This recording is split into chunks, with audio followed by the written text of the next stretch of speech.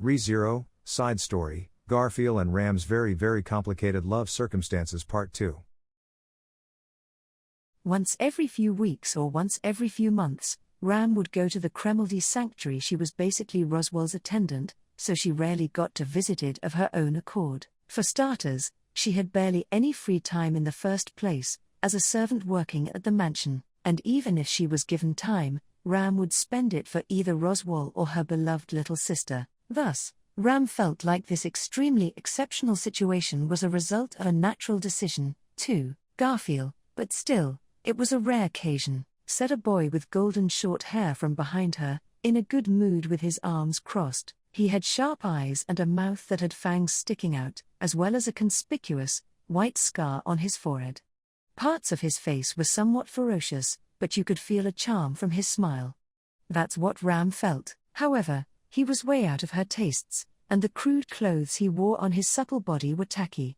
He was downright the opposite of Ram's tastes in every way possible. But, in regard to that fact, this boy, Garfiel, why do I need to be close to your tastes?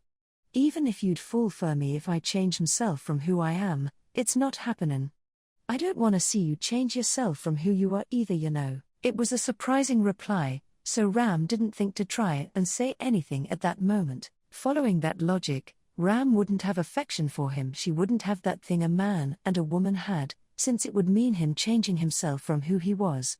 It was something that seemed to be understandable, and yet, Ram, well, that foolish side of you is what makes Garfiel, quit that, praising me so much is gonna make me blush. Rubbing the bottom of his nose with his finger, the boy Garfiel looked embarrassed from Ram's sarcasm. It made Ram increasingly dumbfounded, and she let out a quiet, slight sigh. For better or worse, he was positive.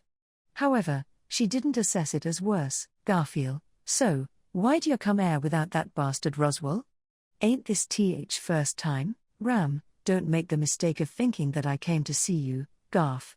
I have someone going with me this time too.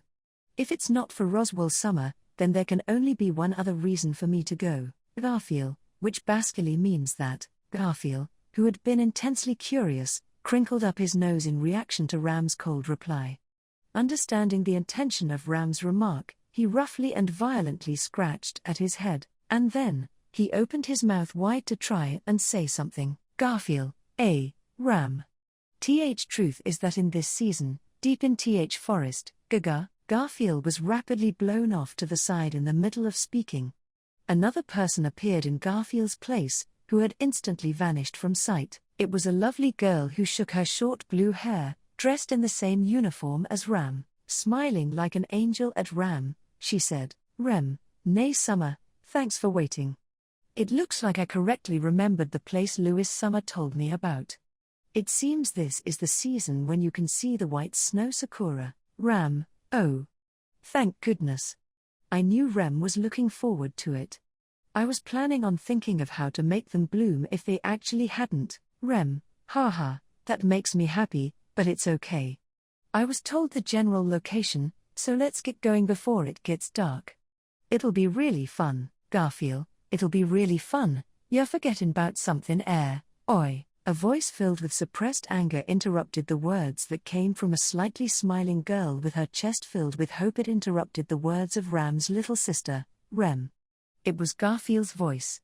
Sitting cross-legged on the ground, he looked up at Rem in displeasure while noisily grinding his sharp fangs. Then, having been stared at by that look, Rem looked down on Garfiel sitting cross-legged, and she said, Rem, so Garfiel was there. Sorry. You're so small I didn't see you. Garfiel, that's how you're gonna greet me after it's been such a long time since we seen each other? Don't you get too full of yourself now. Besides, I grew tall since last time I seen you. Look closely, Rem, I was able to find you because I looked closely. If I didn't look closely, I wouldn't have seen you, because I only have eyes for nay Summer. That was close, Garfiel, you blew me away, you know. The hell are you, Peter Piper? Standing up and raising his voice, Garfiel dealt with Rem in a very cold way as she smiled. Their interactions were always like this lately, although back then they wouldn't be like this.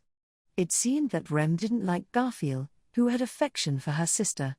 As you could see, everything about her behavior indicated that, when she looked at Rem being like that, Ram felt all kinds of, from the bottom of her heart, Ram, it makes me feel truly loved by Rem, so I don't dislike it. Ram felt bad for Garfiel, but feeling truly treasured by her little sister that she treasured more than half of her body gave her essential daily power. The quarrel between her childhood friend and her sister made the passion inside Ram grow even more, and she had no idea. Rem, nay summer, nay summer. Apparently flowers called white snow sakura bloom in Sanctuary this season. The time Rem said that was when she was talking with her about how to spend the sudden day off. About a maid's duties, they basically had no day offs, it was a day job, but Roswell would give the employees day offs erratically. Although Ram felt like she was unworthy, obediently accepting the master's care was an employee's duty. The sisters Ram and Rem were the ones to raise this time's white flag, so she puzzled over how she'd spend that day off, but that's when Rem brought up her proposal. She had no objections to enjoy the blooming, rare flowers at Sanctuary if it was what Rem wanted. Rem was a girl who didn't really ask for anything selfish, but, in comparison to Rem had a wide variety of hobbies, and she was susceptible to secretly enjoying things such as poetry and art appreciation. That was probably linked to her interest in the beautiful scenery. It was cute, that's why her big sister heart wanted to grant as many of her little sister's wishes as she could, and so Ram went with Rem to Sanctuary, made a promise with Lewis, the land's representative, and arranged plans for the famous white snow sakura place that she heard about. Then, next she would spend her day off enjoying the white snow sakura peacefully with Rem. That's what she planned. Ram, it's an outrageous wish now that Garf's found out. Garfiel, MTH1 who'll be helping you with TH white snow sakura in TH first place. What's wrong with me guiding you? Rem, well, I didn't want you to find out. Your face would get ruined if the flowers fell onto your head when you look at them. Garf, the three of them have that conversation while walking in the forest that was feared as the Lost Forest. They were walking side by side with Ram in the middle, Garfiel on the right, and Rem on the left. Rem walked arm in arm with Ram to show off to Garfiel, and he left out a cynical sigh at the end. Actually, the remark just now that was mixed with a sigh wasn't even cynical, it seemed to simply be his real intention. Garfiel, you really got no mercy for me. You get to see TH flowers 'cause of me. Don't you think you should be thanking me, huh? Rem, I can't stop feeling anxious about how someone sloppy like Garfiel would help. The white snow sakura I heard about from rumors, I wonder if they really are spotless flowers like the rumors say. Garfiel, you always got a damn comeback. Rem made a straight face at Garfiel, who trembled all over. Ram kinda felt like there was something pleasant about that interaction. Even Rem, someone who usually had something that made her tense, felt at ease talking with Garfiel, who she knew for a long time. Those were the only times when Rem would also let herself get spoiled by Ram, acting her age, and it would fill her big sister heart. But, there was still Ram inside Rem's heart, and her attitude towards Garfiel was based on only that.